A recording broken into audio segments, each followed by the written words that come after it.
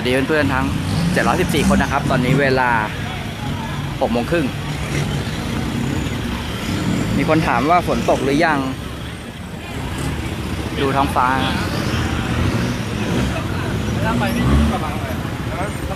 ยังไม่ตกนะครับแต่ว่ามันก็ครึ้มๆครับแต่ว่ายังไม่ตกเข้ามาแล้วอย่าลืมกดไลค์กดแชร์ให้หน่อยนะครับ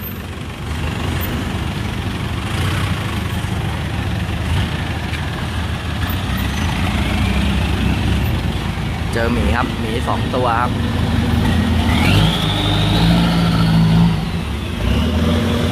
ตรงนี้บางแสนนะครับบริเวณหน้าเดอะไทป์รีสอร์ทนะครับผมใครมาตอนนี้ก็รถติดหน่อยนึงไม่หน่อยอ่ะ ติดเยอะอยู่ถ้าไม่มีเพื่อนๆมาจองที่จอดให้นะครับก็จอดข้างนอกแล้วก็มาเดินเอาดีกว่าหรืออยากหล่อก็มาขับวนเล่นก็ได้นี่ดู911ครับมาจากประเทศไหนไม่รู้รีโวครับ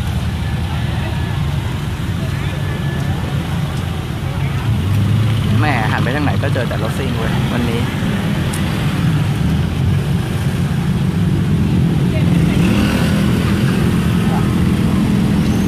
สวัสดีเพื่อนๆทั้ง 2,000 คนนะครับผมเข้ามาแล้วก็อย่าลืมกดแชร์ให้หน่อยนะครับเดี๋ยวเราจะพาไปดูบรรยากาศว่าเขามาทำอะไรกันที่บางแสนวันนี้ฝนไม่ตกนะครับใครมีมอเตอร์ไซค์ก็นั่งมอเตอร์ไซค์มาใครขี้เกียจวนก็จอดแล้วก็ขี่วินมาก็ได้ นะครับตำรวจครับขับรุ่น All New ครับตอนนี้ยังไม่ขับครับตำรวจบอกรอให้มาเยอะๆก่อนเดี๋ยวรถทีเดียวว่ารอเล่นมาบางแสนไม่ต้องกลัวครับตำรวจเจอก็เอาใบสั่งไปถ้ากลัวก็อยู่บ้านไม่ต้องมา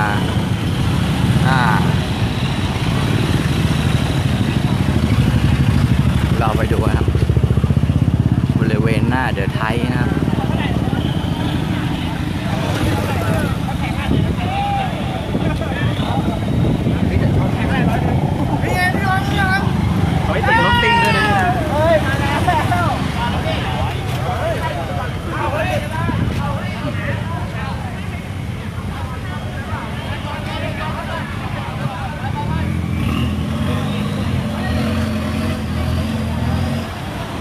ทีมหมีแพนด้านะครับแพนด้าซิ่งโอ้ปาเจโร่ครับจอดหลบอยู่ข้างใน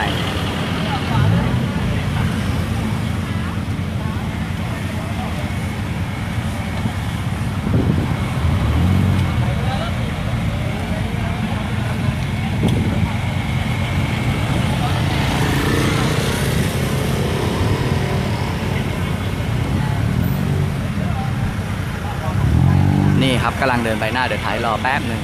นี่เห็นไหมเห็นป้ายเดอะไทป์ไหมครับ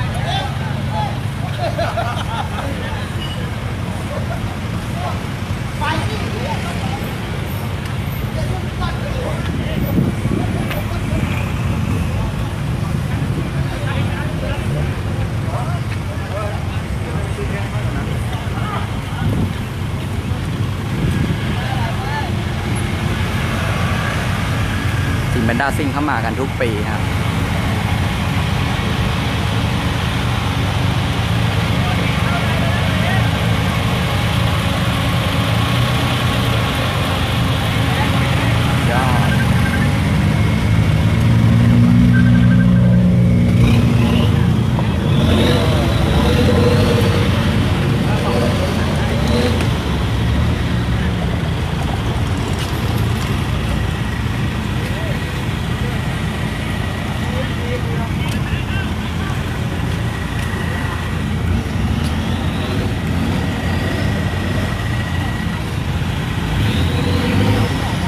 จอดตรงไหนดี ถ้าอยากขับก็มาวนเล่นก็ได้ แต่ว่ารถจะติดหน่อย แต่ว่าถ้าอยากเดินเลยก็จอดถนนอีกเส้นหนึ่งอ่ะที่มันคู่ขนานกันนะครับ แล้วก็นั่งวินมาหรือเดินมาก็ได้ อันนี้บริเวณหน้าเดอะไทรีสอร์ทนะครับเอาเนียวสีน้ำเงินครับสีน้ำเงินอมม่วง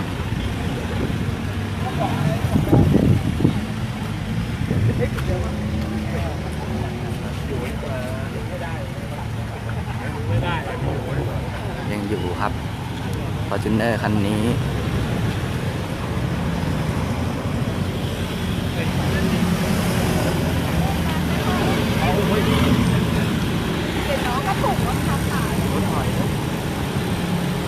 อันนี้หน้าเดอะไทยนะครับยังจอดได้อีกหลายคันนะครับ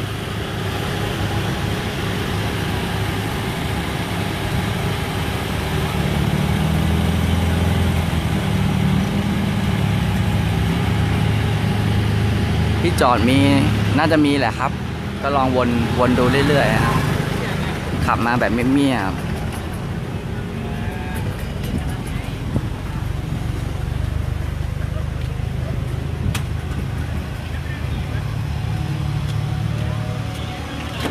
ห้องเข้าอยู่นู่นนั่นอ่ะ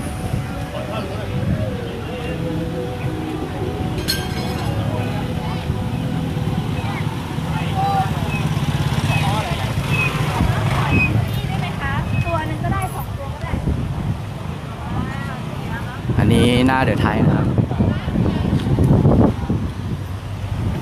มันรถจริงๆแล้วรถไม่ได้โล่งนะครับเขากำลัง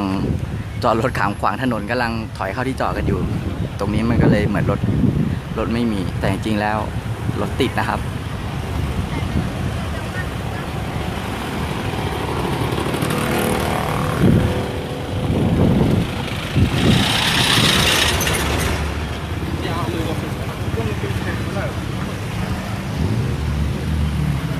นี่ครับ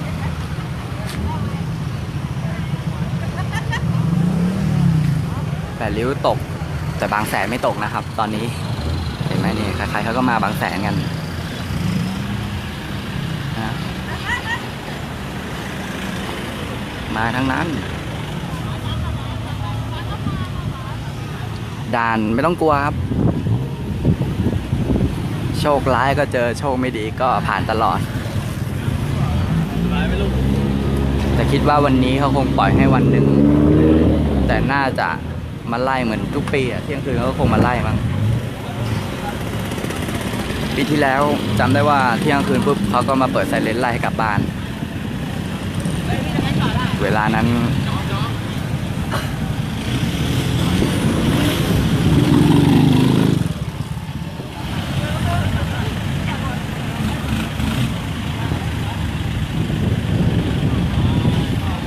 ถ้าที่คนเขามากันก็มีแต่วันนี้ครับ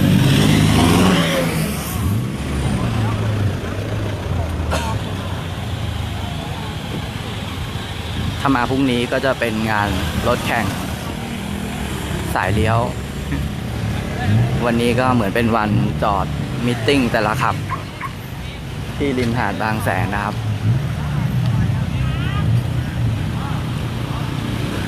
บางแสนยังไม่ตกนะครับ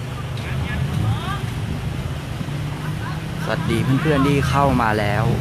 3,700 คนครับอย่าลืมกดแชร์ให้ผมหน่อยนะ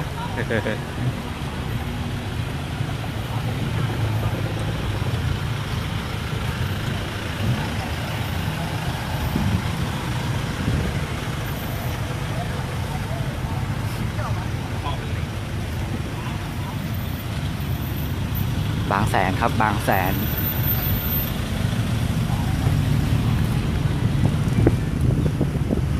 เลโทก็เห็นเนี่ยครับอยู่ตรงหน้าเดอะไทยเนี่ยเยอะครับ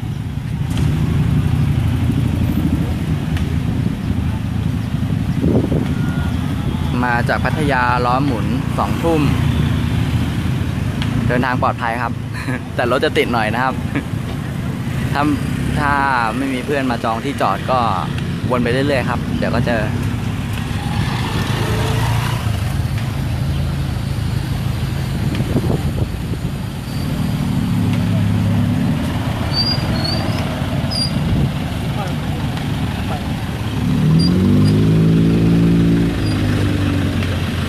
ถ้ามาแล้วกินแอลกอฮอล์ก็แนะนำให้นอนที่นี่นะครับ บางแสนหอพักเยอะพรุ่งนี้เช้าค่อยกลับ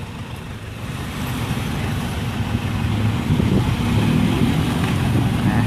ใครๆเขาก็มาบางแสน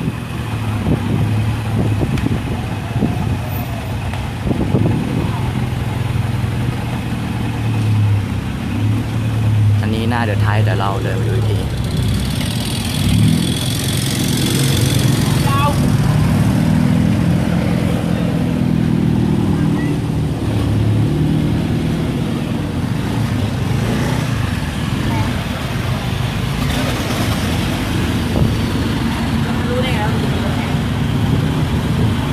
บางมะกงฝนตกแล้วเหรอ บางแสนไม่ตกนะสงสัยเลยบางแสนไม่ตกบางมะกงกันหมดแล้วมั้ง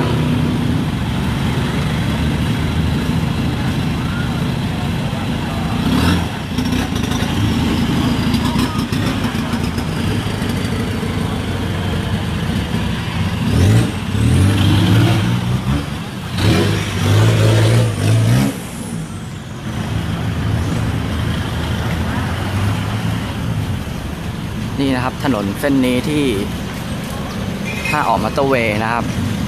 จะเลี้ยวเข้าข้าวหลามวิ่งตรงมาจะมาโผล่ตรงนี้นะครับเดี๋ยวไปดูว่าติดไหม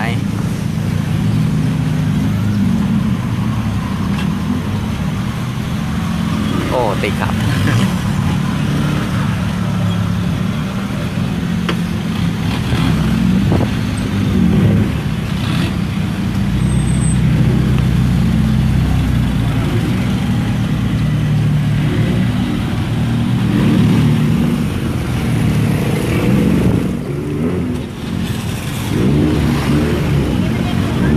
เราพาเดินดูเรื่อยๆนะครับ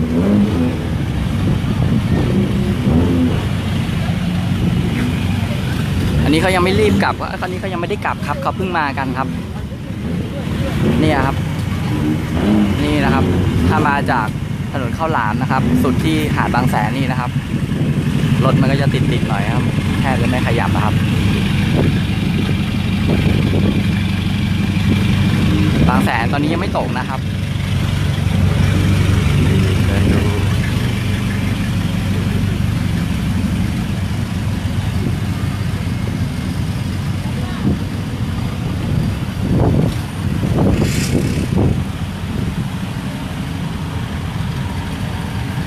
อันนี้เดินเลยหน้าเดินไทยมาแล้วนะครับ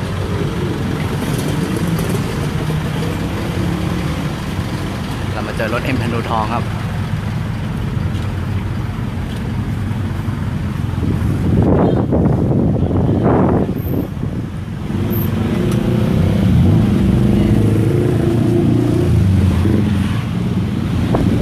ไม่ต้องกลัวครับมาก็มาเลยครับด่านก็ให้ค่าปรับไป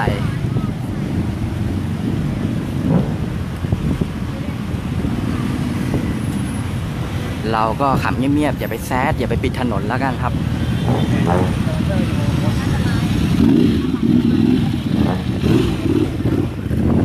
อันนี้เป็นบรรยากาศนะครับมิดไนท์บางแสนนะครับตอนนี้เวลา 6:45 นาทีรถก็ทยอยกันมานะครับเดี๋ยวข้ามไปดูฝั่งนู้นบ้าง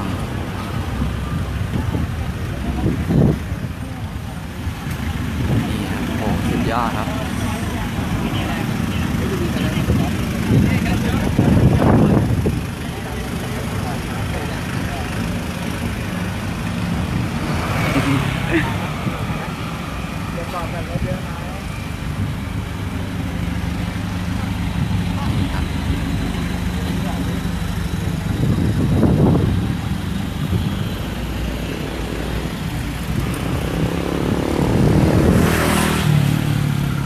รถแอดมินพังเหรอครับไม่ยืมรถแม่ยายมาครับผม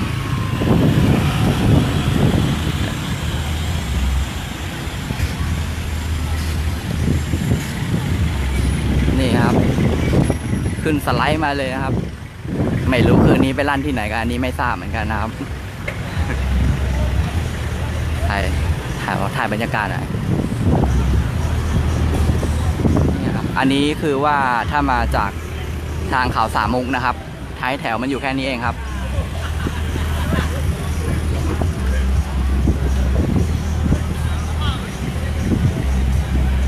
เดินวนกลับไปที่หน้าเดอะไทป์นะ เดินต่อดีกว่า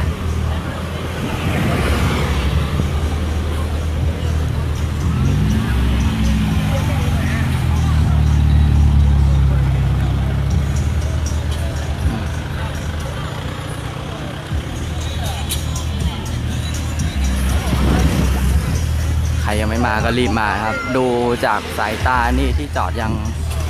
มีเยอะอยู่นะครับ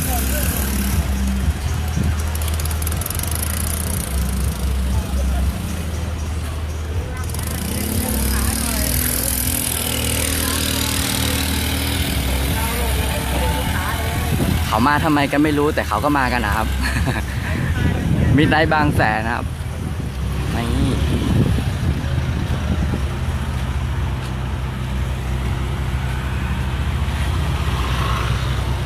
ขึ้นสไลด์มาครับ ร้านยางตาจ๊อบ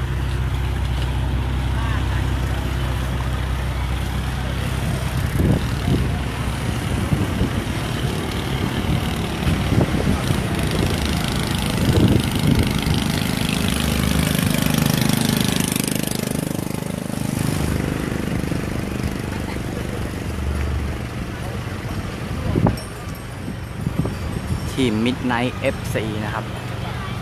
Honda F4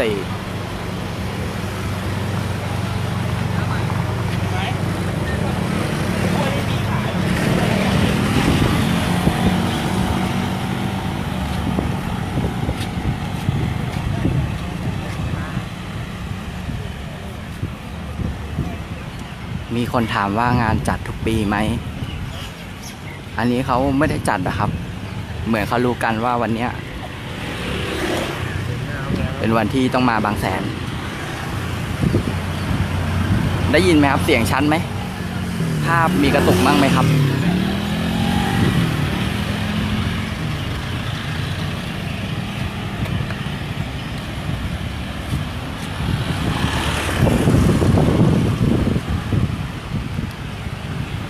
แหลมแท่นเขาเปิดถนนแล้วมั้งมันไม่รู้ว่าเขาเลิกยังอะครับก็ตะกี้เดินไปแล้ว เหมือนเขาจะเลิกกันแล้วครับ อันนี้ไม่แน่ใจเหมือนกันแอดก็เลยกลับมาหน้าเดินท้ายเหมือนเดิมครับ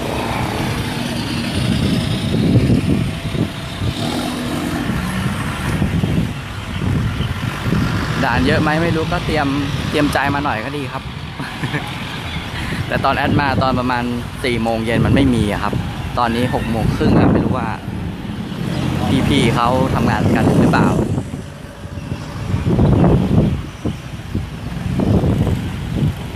เราก็อย่าไปกลัวออกมอเตอร์เวย์เลี้ยวเข้าข้าวหลามจบกลับบ้านไอ้ที่น่ากลัวก็ตรงเส้นข้าวหลามนี่แหละครับ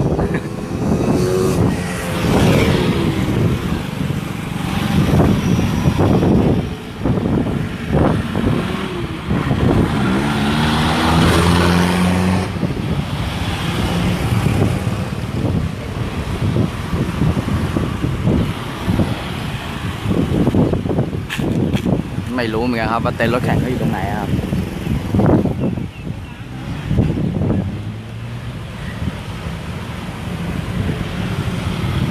คืนพรุ่งนี้ไม่น่าจะมีแล้วครับถ้าเยอะๆก็คืนนี้พรุ่งนี้ก็อาจจะมีนิดหน่อย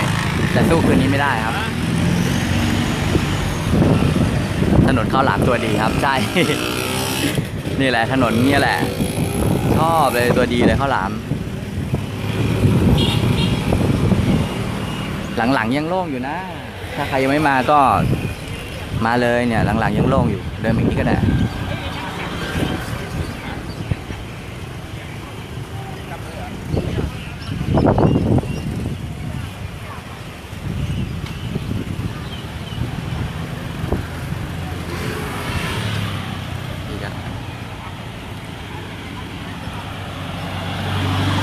เห็นเขาใส่เสื้อเพจด้วยโอ้สุดยอดเลย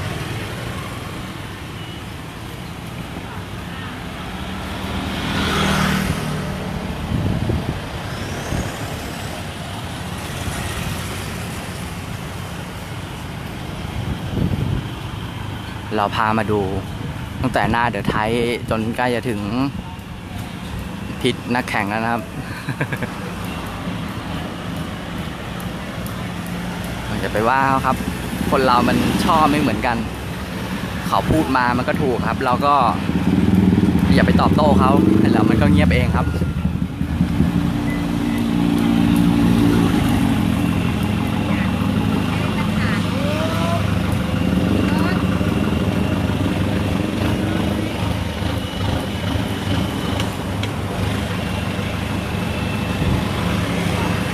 นี่ครับสุดทางแล้วเนาะอันนี้ไลฟ์จาก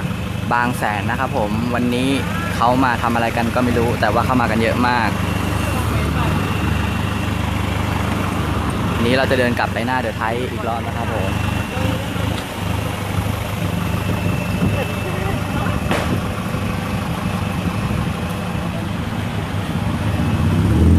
ใครอยากมาก็มาเลยครับมาแล้วก็อยู่ยันเช้าพรุ่งนี้เช้าค่อยกลับ ไม่ต้องกลัวครับด่าน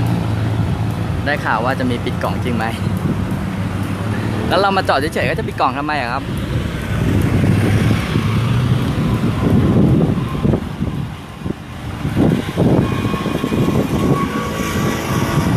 ตีห้าอย่าคิดว่า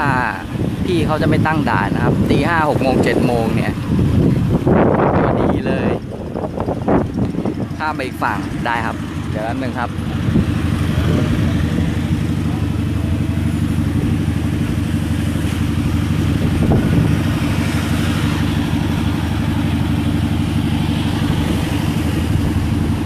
พี่เรียกผมหน่อยครับคนไหนที่ผมถ่ายอ่ะ ผมก็เดินดุมเลยครับเขินครับจริงครับไม่กล้าเข้าไปคุย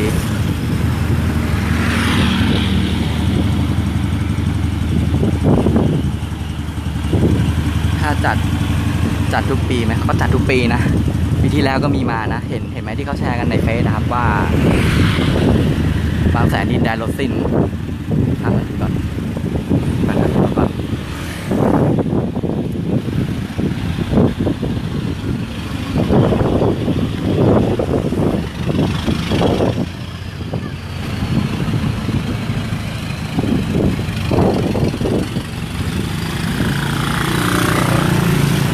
นี้เราอยู่บริเวณ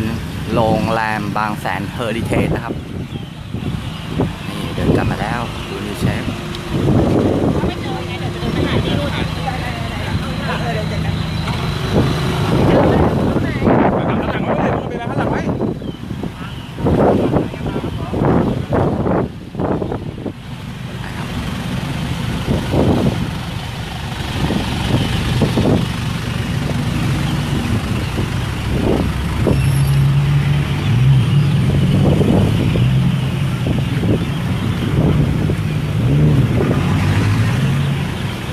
เรามา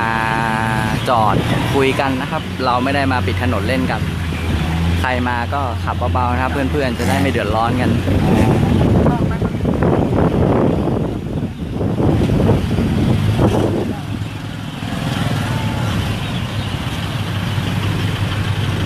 อยากมาเลยครับไม่ต้องพูดเยอะครับเจ็บคอครับ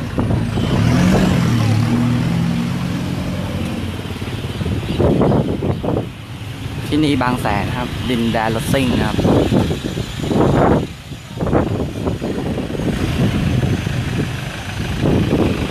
บางประกงตกแรงมากเหลือบางแสนยังไม่ตกเลยครับ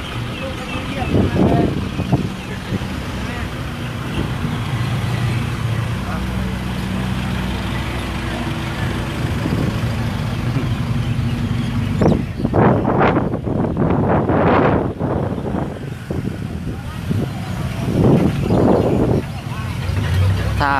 ใครชัวร์ก็มาจอดค้างเลยครับพรุ่งนี้กับเนี่ยครับหน้าหาดเลยครับหน้าหาดเป็นไงบ้างเนี่ยครับรถแน่นนะครับ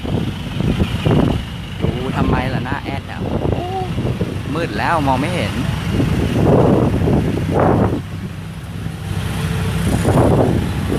เขาขาวไม่เห็นเลยครับ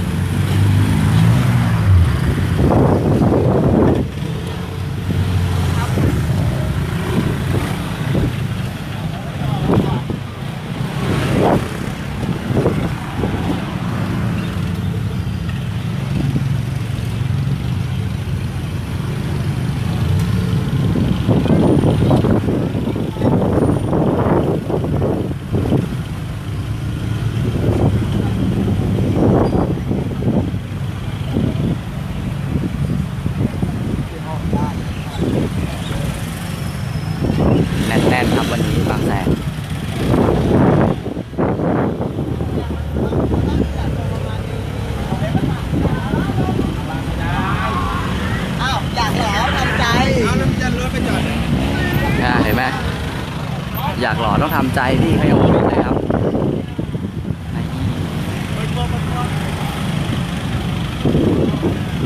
ไม่มีแข่งครับ วันนี้หน้าหาดไม่มีแข่งมีแต่จอดโชว์เฉยครับผม ด่ามีไหมไม่รู้ว่ามีไหม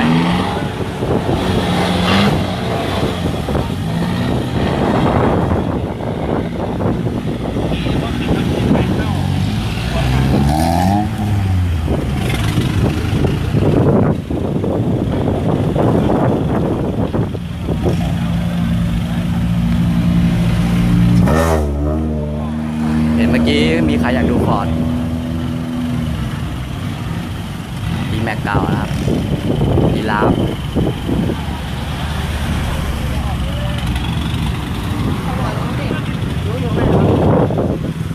ครับ SUV มิก SUV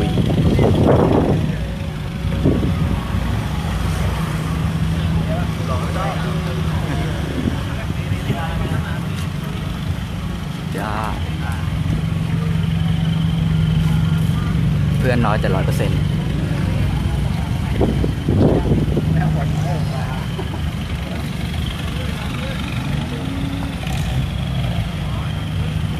ใครเจอก็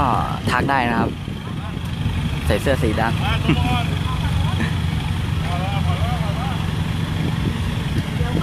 เดี๋ยวพี่ปีเขายังไงอ่ะ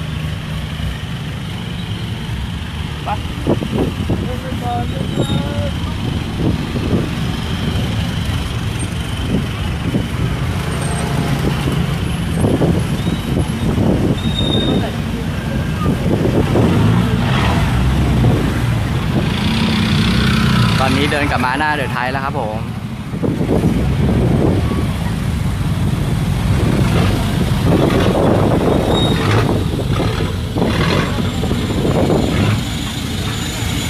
ใช่เหรอใช่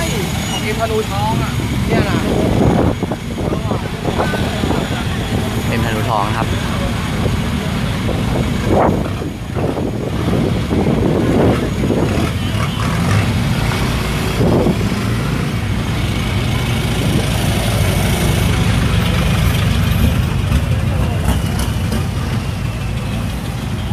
ที่นี่บางแสนนะครับ อย่าลืมกดแชร์ให้หน่อยนะครับ เขียนไว้ว่าที่นี่บางแสนแ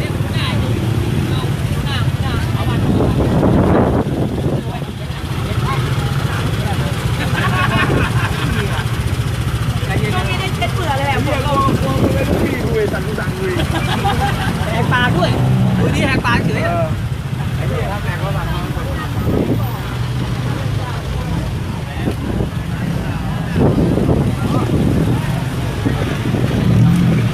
เหนื่อยครับ เดินไกลมากเลยครับ ตรงนี้ก็จะเงียบๆเลยครับฮอบิวครับ เยอะมากครับผม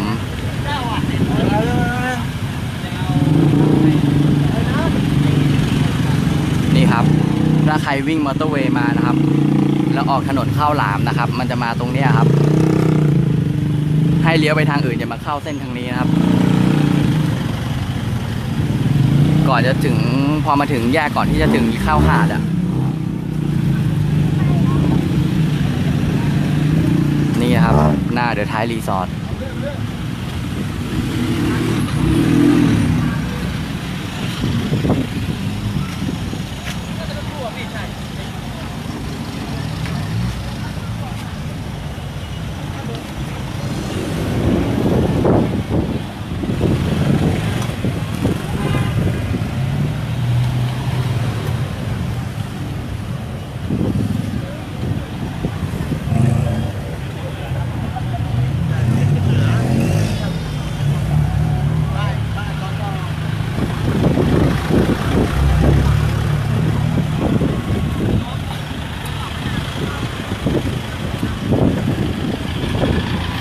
มืดแล้วครับ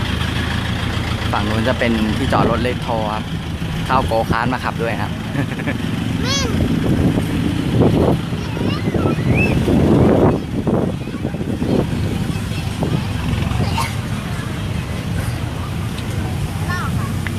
บ้านเขาจะบอกให้ไกลเรา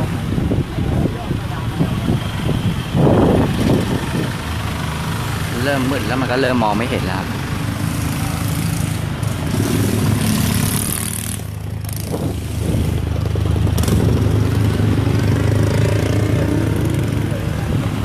นี่ครับอ๋อเท่ระเบิด ถามว่าเยอะไหมแอดว่าปานกลางครับไม่ค่อยเยอะมากปีนี้ หรือว่ายังไม่มากันก็ไม่รู้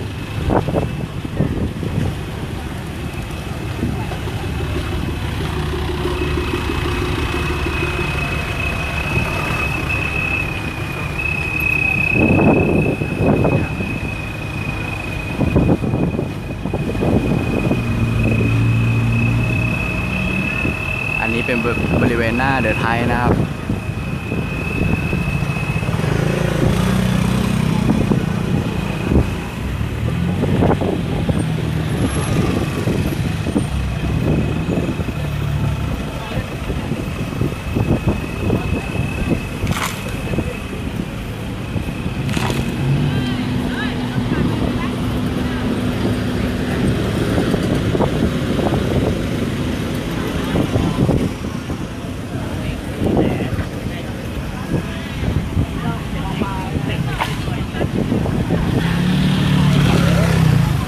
ว่าจะเดินไปทางวงเวียนก็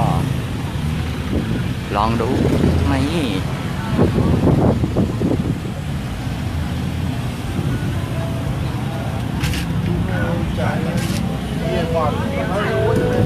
ก็มาทางข้าวหลามนี่แหละครับแต่ว่าก่อนจะถึงหาดให้เลี้ยวซ้ายหรือเลี้ยวขวาไปเข้าซอยอื่น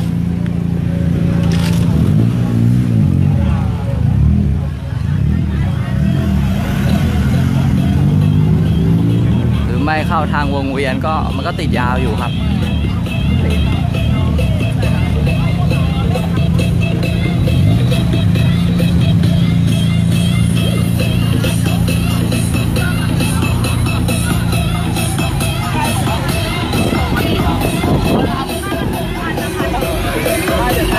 มันต่อข้าง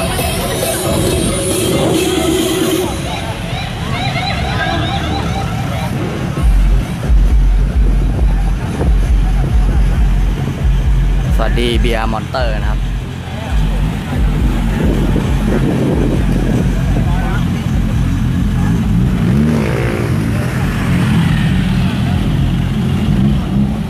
มีด่านตรงไหนไหมอันนี้ไม่ทราบครับ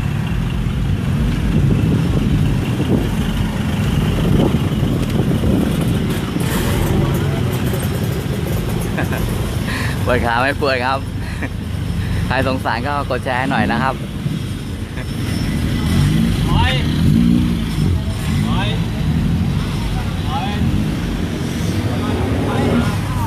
นี่ครับทีมพวกพี่เขาคงมากะว่ากลับเช้าอะครับ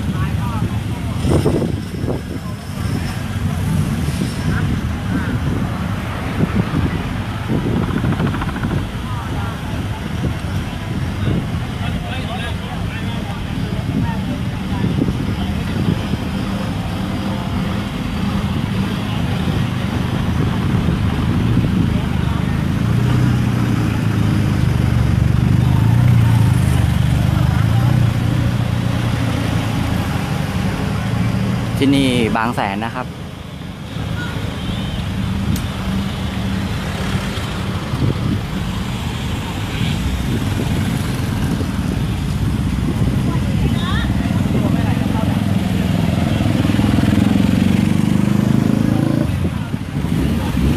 จะบอกว่ามีทุกรุ่นนะครับ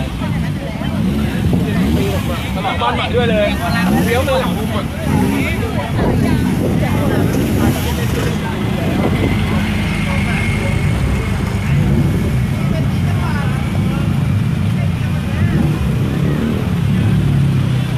ทีมลัคกี้ช็อปขอเริ่มแห้งครับพูดไม่รู้จะพูดอะไรแล้วครับ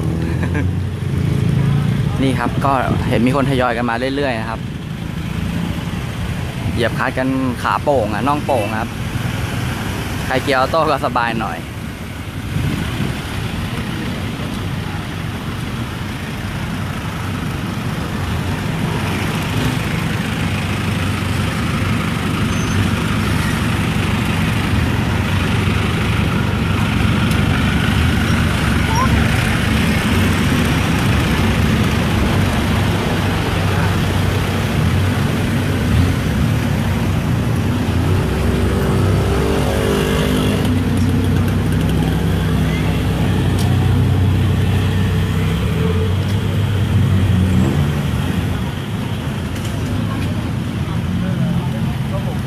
เดี๋ยวพาขึ้นรถดีกว่า เดี๋ยวก่อนเดี๋ยวเดินที่รถก่อน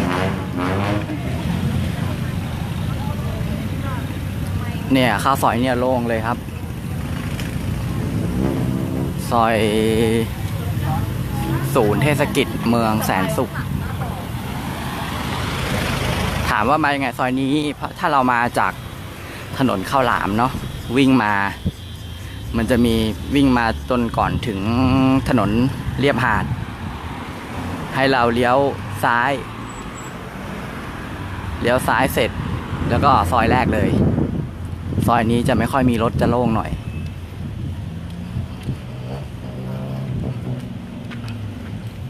มีด่านไหมไม่รู้เดี๋ยวพาเซอร์เวย์ครับเดี๋ยวรอแป๊บหนึ่งแอดก็จอดรถไว้ไกลเหลือเกิน ถ้ามัวแต่ไปหาที่จอดตรงนั้นก็ไม่ได้ไลฟ์ครับแม่ไม่มีแฟนไปกับใครได้เปล่าแม่กดไลค์กันทันทีไม่ไปดีกว่ากลัวไม่ไปก็นอนอยู่บ้านครับไม่ว่ากันฝนตกไหมตอนนี้ยังไม่ตกนะครับที่บางแสนลมมันพัดไปตกที่อื่นหมดแล้ว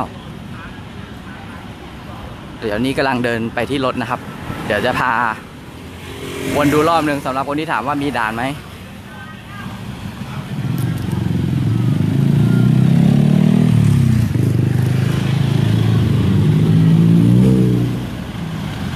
นี่ครับ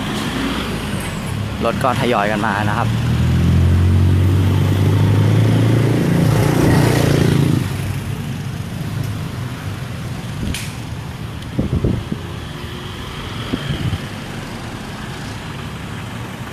อากาศเป็นใจครับลมเย็นครับเดินสบายครับวันนี้วันเสาร์ด้วยนอนคืนหนึ่งกลับพรุ่งนี้ก็ยังได้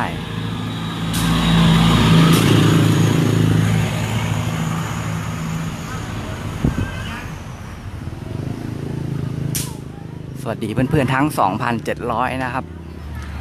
อันนี้เดี๋ยวจะเดินไปที่รถเดี๋ยวจะขับรถพาไปดูว่ามีด่านไหมนี่แอดขับรถเดิมครับ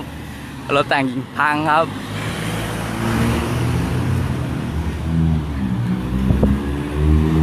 ขับรถเดิมไม่ต้องกลัวครับด่านเราพร้อมเผชิญหน้าเดี๋ยวก่อน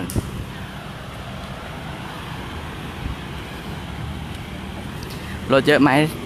ถ้าถนนเลียบหาดเยอะเลยครับ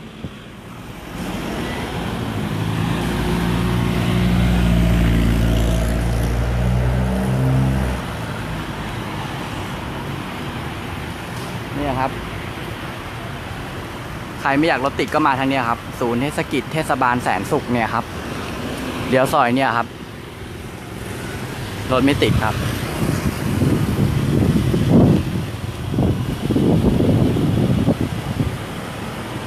เห็นไหมนี่อันนี้จะถ่ายให้ดูคือว่าทางตรงนู้นนะครับมาจากข้าวหลามนะนี่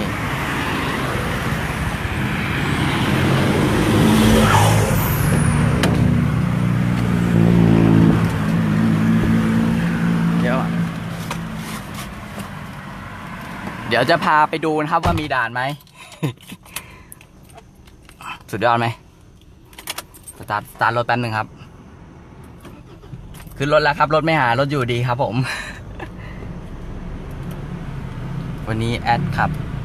รถเดิมมาครับเราไม่กลัวด่านครับ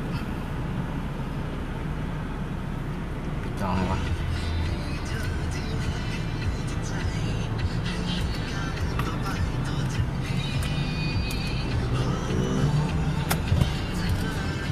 ไปครับเปิดไฟครับ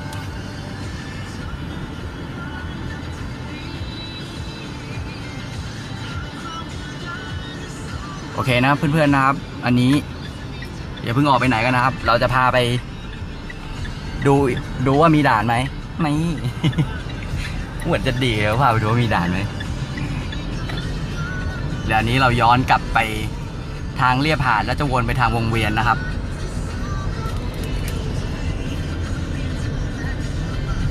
รถเกียร์โต้นะครับไม่ต้องเป็นห่วงครับเหยียบเบรกกับคันเร่งมือหนึ่งสาวพวงมาลัยไม่มีปัญหาครับ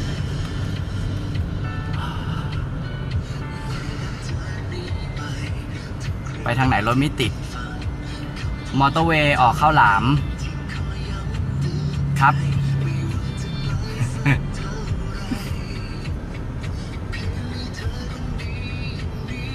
นี่ครับใช่ไหมเพื่อนๆคนไหนที่เพิ่งมานะครับ แล้วเข้ามาดูนะครับ ฝากพิมพ์ให้หน่อยนะครับ ว่ามันมีด่านไหมเพื่อนๆกลัวเหลือเกิน แต่ถ้าให้แอดแนะนำนะครับเปิดเพลงนี่หว่าให้แอดแนะนำนะครับว่า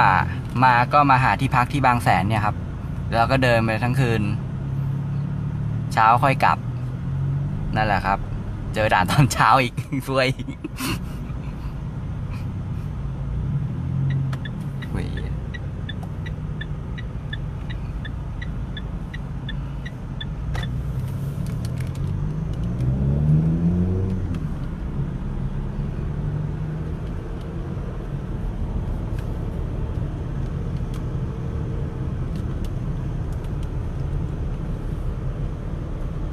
นี่นะครับ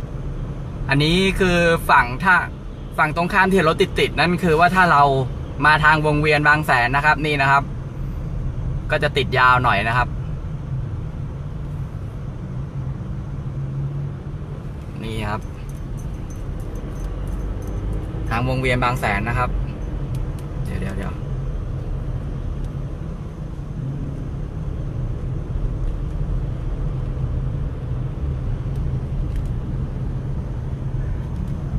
เยอะครับเนี่ยเยอะจริงครับ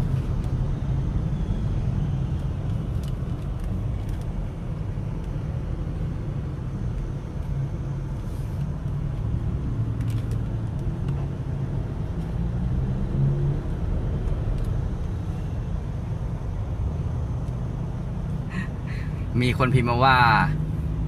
แอดขับรถเดิมแอดขับปาเจโร่ครับ รถแม่ครับรถแอดพังครับ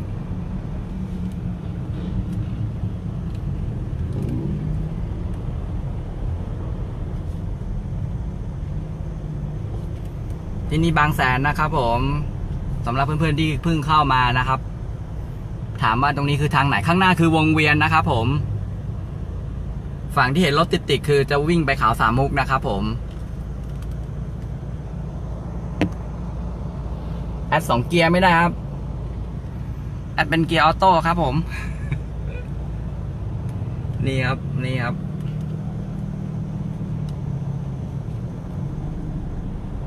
เดี๋ยวจะไลฟ์ให้ดูกันยันขึ้นมอเตอร์เวย์เลยนะครับจะได้รู้ไปเลยครับว่ามีด่านหรือเปล่า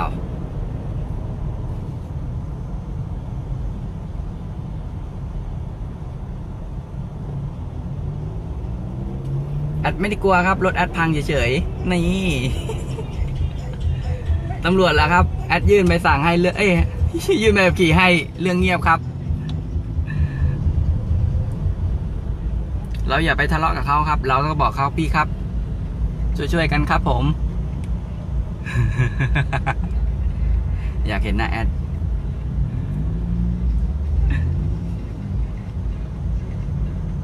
นี่ครับตรงนี้จะตั้งทำไมครับด่านแอดไปไหนครับเดี๋ยวจะพาดูครับว่ารถเยอะไหมไง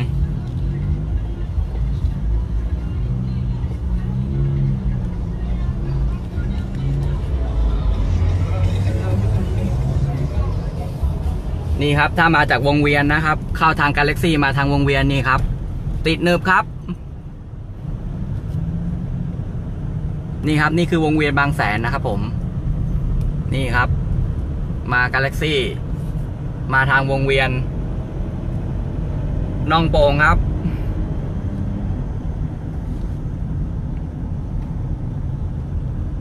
นี่คือขาเข้าไปทางวงเวียนนะครับแต่ทางที่แอดขับคือออกสุขุมวิทนะครับผมแต่ถ้าให้แอดแนะนำนะครับให้เราวิ่งถนนข้าวหลามนะครับน่าจะไหลดีกว่านี้ครับรถจริงๆแล้วไม่ได้ติดอะไรนะครับเขาติดตรงที่หาที่จอดกันนะครับบางทีคนมาเป็นทีมเนี่ยคนมาก่อนเขาก็จองที่เอาไว้คนมาทีหลังเขาก็พอเพื่อนมาเขาก็ขยับรถมันก็เลยติด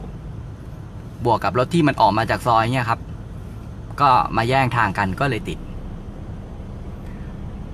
กาแล็กซี่ครับกาแล็ก ล็กซี่ไม่เคยไปเขามีอะไรเหรอครับมันคืออะไรครับกาแล็กซี่อ่ะ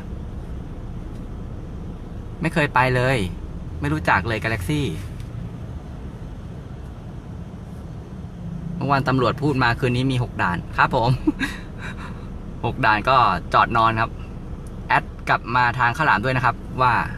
ติดไหมได้ครับเนี่ยครับเดี๋ยวจะเลี้ยวไปทางเส้นข้าวหลามระวังตำด่าเขาเด้ออันนี้มีคนจับให้ครับผมเอ้ยมันมีที่ยึดอยู่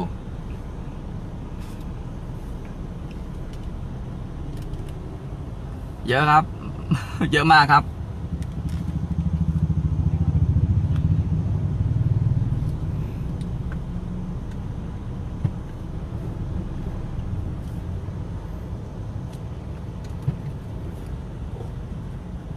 นี่มีเพื่อนๆบอกว่ามาจากข้าวหลามยังไม่มีด่านครับขึ้นมอเตอร์เวย์มานะครับออกด่านข้าวหลามเขาเรียกว่าด่านอะไรก็ไม่รู้อ่ะนั่นแหละแล้วก็วนขึ้นมายังไม่มีด่านแอดขับรถอะไรครับตอนนี้แอดขับปาเจโร่ครับรถแม่ครับใครคิดว่าจะไปผมว่ากลับเถอะมีน้องโป่งครับ ดูเดี๋ยวไม่ขยับเลยฝั่งโน้นนะครับนี่ขนาดฝั่งออกสุขุมวิทก็ยังไม่ขยับเหมือนกันเลยยังไม่ดึกครับด่านไม่ค่อยมีใช่ครับผมคิดว่าครับแต่เที่ยงคืนตี 1ไปแล้วครับต้องรอดูครับ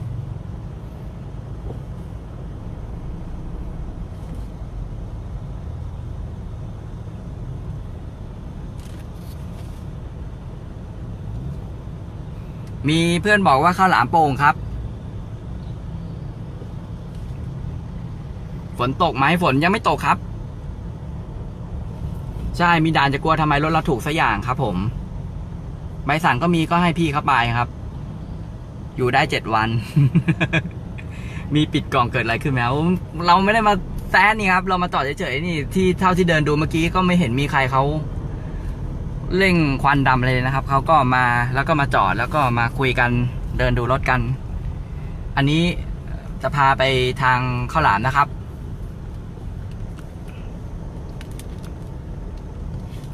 เลิกกันกี่โมงลิมิตน่าจะเที่ยงคืนนะครับคงมีรถมาไล่ตอนเที่ยงคืนนะครับเหมือนปีที่แล้วมั้งปีที่แล้วจำไม่ผิดจะเที่ยงคืนเขามีรถมาไล่ละว่าใครให้กลับรีบกลับนะครับดึกก็น่าจะมีครับน่าจะมีตอนดึกเราก็ไม่ต้องวิ่งไปหาเขาแล้วก็จอดอยู่เฉยๆเราเขาเลิกอะไรเข้าไปวันนี้โดนไป100บ้านเมืองชลบุรี โชคดีครับอย่าเพิ่งออกมาดิโอ้โห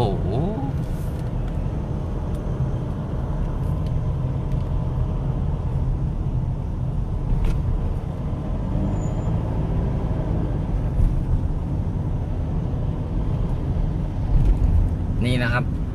ทางนี้วิ่งไปวงเวียนอย่าไปนะครับอย่าถ้ามาบางแสนแนะนำตอนนี้ครับอย่ามาทางวงเวียนครับรถติดให้วิ่งทางที่ฝั่งตรงข้ามวงเวียนทางไหนก็ได้ครับนี่คือทางที่เห็นนี่คือรถมุ่งหน้าจะไปทางวงเวียนนะครับติดเลย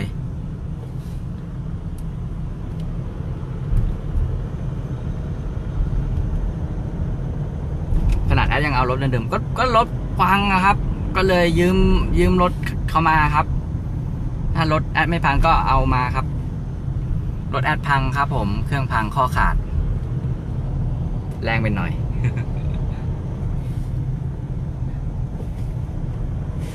เนี่ยเลี้ยวทางสกายเกทเฮาส์เนี่ยครับทางดีเลยครับ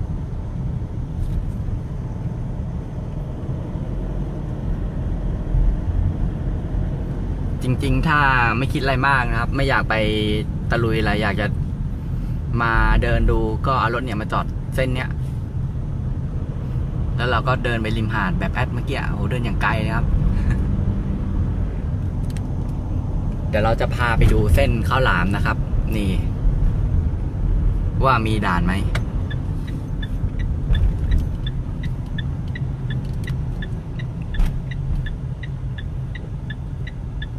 แต่ถ้ามีด่านปุ๊บแอดปิดไลฟ์เลยนะ ตำรวจด่าอีกว่าเฮ้ยมึงขับรถมึงเล่นโทรศัพท์ได้ไงวะ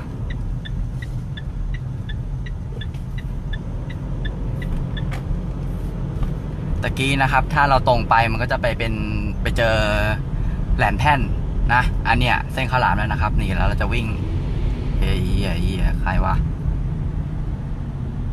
เนี่ยรถมันแรงก็อย่างเงี้ยแหละเนี่ย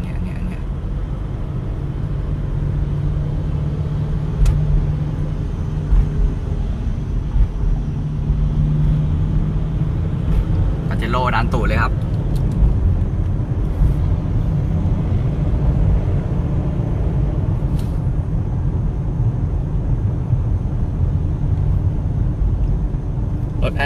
รถแม่ครับปาเจโร่ครับวันนี้ขับปาเจโร่มาครับผม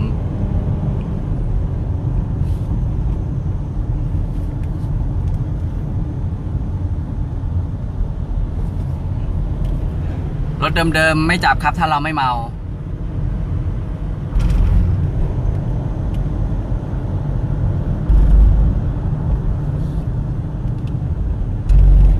เดี๋ยวพี่ใจเย็น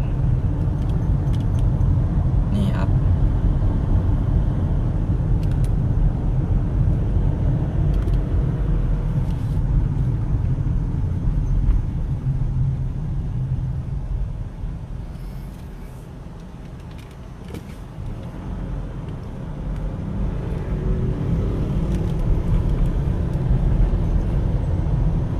นี้เราอยู่เส้นข้าวหลามนะครับแอดจะวิ่งกับชลบุรีกับพัทยานะครับให้เราดูฝั่งตรงข้ามเลยนะครับว่ามีไหมแต่เพื่อนๆมาเมื่อกี้บอกว่าไม่มีนะครับสำหรับคนที่ถามว่ามีด่านไหมตอนนี้เวลากี่โมงแล้ว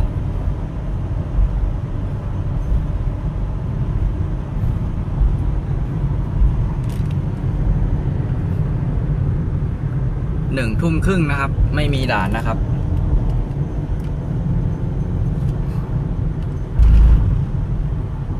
งานจัดอยู่ตรงไหนมันก็จัดเขาไม่ได้จัดนะครับเขาก็จอดกันริมหาดเลยครับแต่ที่เยอะก็เป็นบริเวณหน้าเดอะไทยครับแต่รถก็ติดหน่อยเหมือนเขามารวมกลุ่มมีตติ้งกันนะครับแต่ละกลุ่มแต่ละขับรถต่างๆมากันโดยไม่ได้นัดหมายเป็นอันที่รู้กันนะครับว่าวันนี้เขามีอะไรที่บางแสน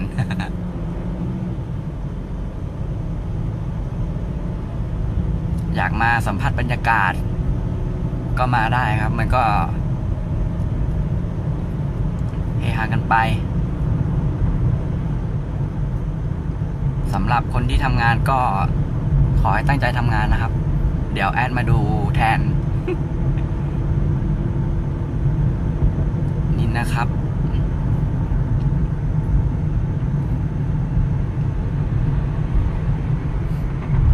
ส่วนมากเขาตั้งตรงไหนกันก็ไม่รู้อะข้าวหลาม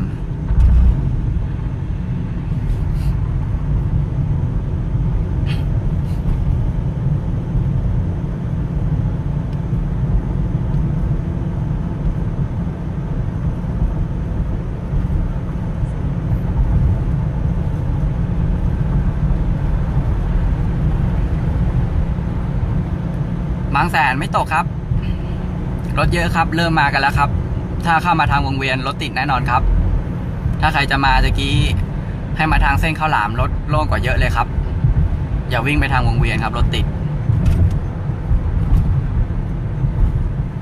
ถามว่าที่จอดมีไหมมันก็เอาตรงๆมันก็ไม่มีอะครับมันมีก็จอดได้คัน2 คันถ้ามาเป็นกลุ่มก็ไม่มีอะไม่มีแล้วป่านนี้คงแน่นแล้วครับ